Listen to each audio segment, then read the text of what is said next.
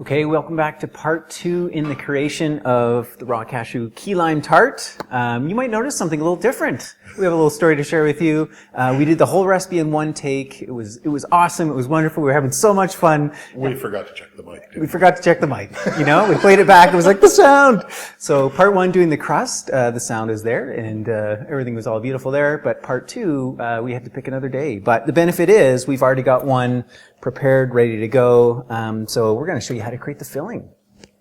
Perfect. All right. So let's dive in. Let's go. Dive right in, back where we were. So everybody remembers the last one. We had pressed all those, put them off to the side, put them into the fridge if you're in a hot or warm. And then you just start the filling. So you quickly start with 2 cups of cashews. And these have been soaked. You can use them soaked or unsoaked. Yeah, I've done soaked. I've done fermented. That's right.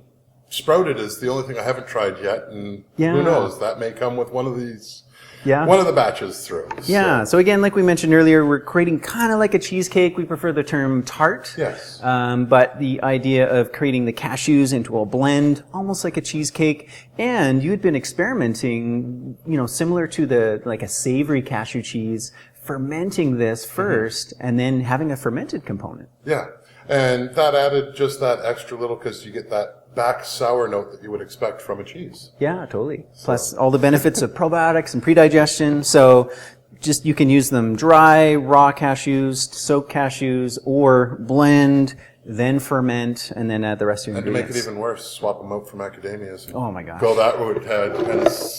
And so many different ways. Your nut of preference. That's right. Yeah. We won't overwhelm you with all the potentials and possibilities. In this recipe, soaked cashews, so that goes in first. Yeah, and then I usually start breaking those down into like a cashew nut butter. Okay.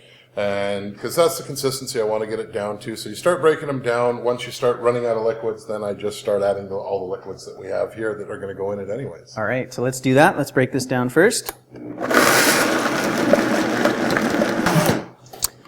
Okay, so we grind that as best we can. Yeah. And now here's where you have to decide if you are going to ferment this to get that nice flavor. You don't want to start adding sugars. You don't want to start adding the lime.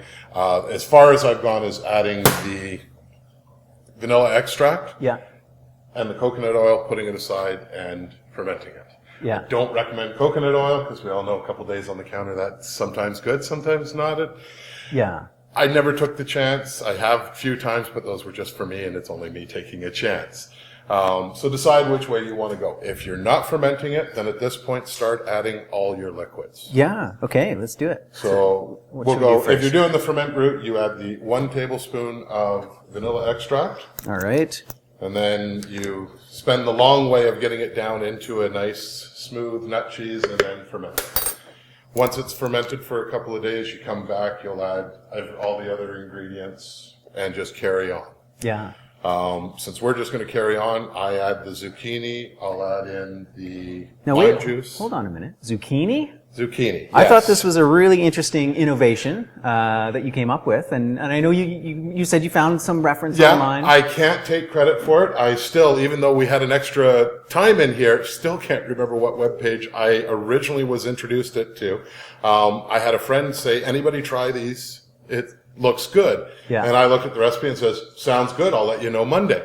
Right. And zucchini, which is something I'm not a big fan of, now has a permanent place in my fridge because, it's making it into most of my desserts. So for all the mums out there, you are hiding a full cup of zucchini in the dessert. So another way to get your kids to eat veggies. Absolutely, yeah. So not only a great way to add in a vegetable, but what it also does, it adds body, it adds moisture, versus just being, a full-on density of nuts. I've come across a lot of different recipes that do these kinds of cheesecakes and tarts, and it's just all nuts. Very thick. Very thick. And it's basically a nut butter pie. Yeah. This gives it that little fluffiness to it, keeps it nice and light.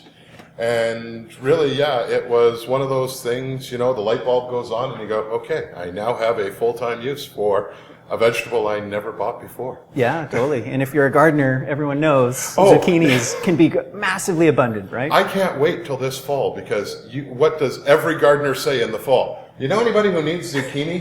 That's right. Because they all have an abundance left over. Well, Yeah. come see me in the fall. We'll have an abundance of pies. That's right. Okay, excellent. So we got the vanilla. I'm going to blend in the zucchini. And then, did you want me to add the lemon or the At lime any first? time, you can add the lime. You can add the lime zest. It's at this point, it all goes together. Okay. With your sweetener, we are going to be using maple syrup. I recommend 2 to 4 tablespoons, depending on how sweet you like things. I start at 2 because that's about where I like it. Once you get everything down to a nice smooth consistency, you get the chance of tasting it. And the best thing about this recipe, if it doesn't have enough lime, cut up another one, juice it, add another lime. We right now have 3 limes in there. These ones were okay for moisture. Standard size lime. If you're using actual key limes, they're half the size of a lime, so twice as many. Yeah. And we do use the zest as well, because that's where most of the flavor is anyways. For sure. And definitely leave some for garnish Yes. at the end. So we're going to put in most of the lime zest.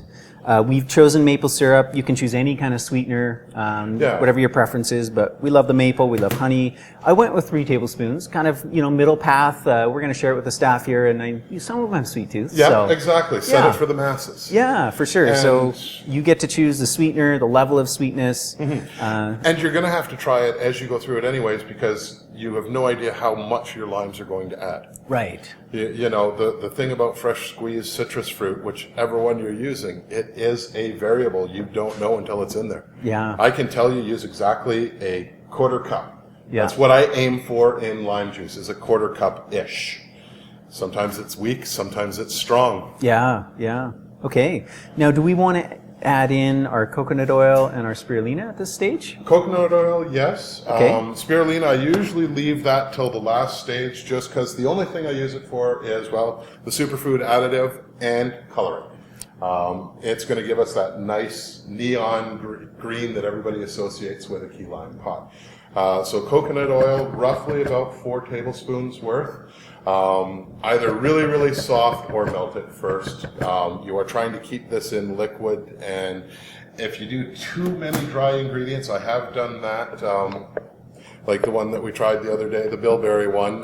When I added in the bilberries, so much fiber that thing ground my Vitamix to a stop, I had to add water. Yeah. So. Okay. All right. Let's blend this up and we'll see what we get. That looks perfect to get her going.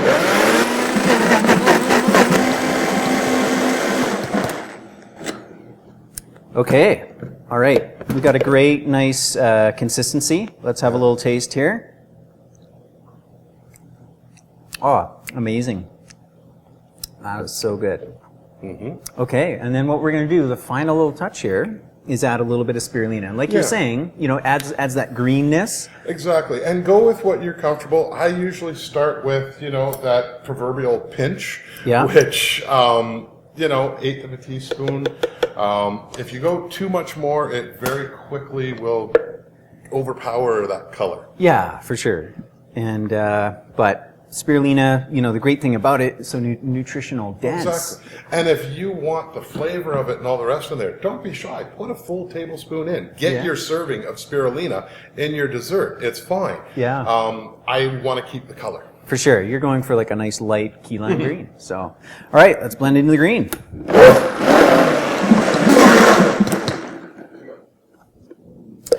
All right. Looking good. Let's taste it again. We always got to do that.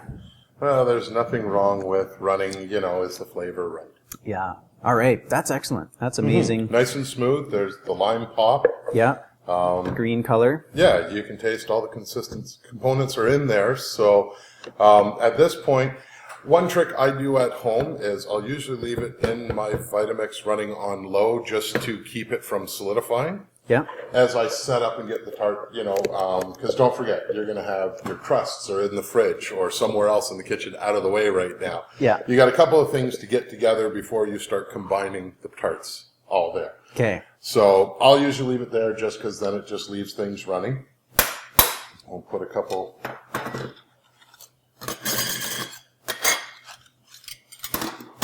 Now, the biggest difference from this time to last time, we will admit there is no actual crust in these ones. But but it's there. We'll show you as soon as it comes out. Don't worry. It's hidden, but it's there. Yeah. But just so that you can see the consistency of how it pours out, it'll come out nice and smooth. Just like a cheesecake, you've got to knock the air out of it and everything else. And all right, let's do it. Here it comes. All right, let you do the honors. switch those. So if any of you have made a traditional cheesecake, you know that half of it is getting it spread all over, and that will set down. When you got the filling in there, it gives you the whole pie. It spreads out nice. I can't lie, I've done it this way with a spoon and called it ice cream. Yeah. You put a little bit of the lime zest on top. You can garnish it however you like. I have thought many times about cutting up, especially when I have true key limes, because they're so small and just want to put a lime slice on top. But remember, citrus fruits in the freezer are not the best. So you will set this in the freezer to set. It's going to need a minimum of 2 hours in the freezer to set up. Yeah. I leave it overnight, gives the flavors all a chance to blend and everything together. When you pull it out of the freezer the next day, let it sit out on the counter for 5 minutes, because if you're using these little tart pans, it'll all be frozen together until you have it sitting a little bit, and then it just comes out nice and easy. The trick is, and there we go. Yeah, cut it off the bottom pan. Obviously spring form, just release the sides, drop it out, take it off. And once you have them out like this, now you can package them, cut them up, do whatever you want. They will keep in the fridge for, it's cashew, it's lime, it's all fresh. I wouldn't risk it past 4 days. Stick them in the freezer. They'll sit in the freezer for months. I always wrap them. Oh, thank you. I will always wrap them in some wax paper and then put them in a baggie or something just to keep the frost off. Yeah. And I've always got these in the freezer. When friends call and say, come for dinner, I said, I've got dessert. And off I go. Right on. Okay. So, cheers. Cheers. Thanks, Paul. Amazing. All right. You can make your own cashew cream cheese tarts, be it key lime, be it berry, be it chocolate. Once you get the idea of the base, you can flavor, add different superfoods, whatever you want. 6 or 7 different flavors, but what doesn't change is the crust is always a chocolate or a mock graham like we did on this one. Yeah. And it's always cashew and zucchini and the coconut oil, and then it's whatever comes to hand. Yeah, so you're going to wow and entertain and delight anyone who you offer one of these to, including yourself. So thanks for joining us. Happy pie making. Thank you.